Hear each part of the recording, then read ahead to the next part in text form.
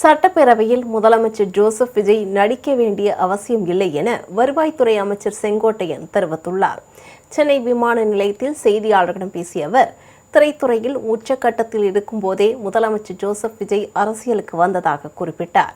முதலமைச்சர் பதில் பேசாமல் இருப்பதாக திமுக குற்றம் சாட்டியதை சுட்டிக்காட்டினார். ஆனால் முதலமைச்சர் அளித்த பதிலுரையை கேட்டு திணறிய திமுக அவையை விட்டு வெளியேறியதாக அமைச்சர் செங்கோட்டையன் விமர்சித்தார்.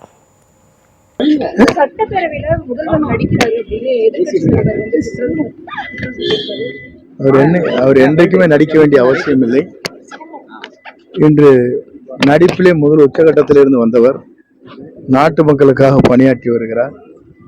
அவர் ஒவ்வொரு பதிலையும் கேட்கின்ற போது முதலில் எல்லாரும் கேட்டார்கள், ஏன் பேசாமல் இருக்கிறான் இவரெல்லாம் பேசிக் கொண்டிருந்தார்கள். பேச ஆரம்பித்ததற்கு பிறகுதான் இவருடைய திராவிட முன்னேற்ற கழகம் திணறி போய் வெளியே இருக்கிறது.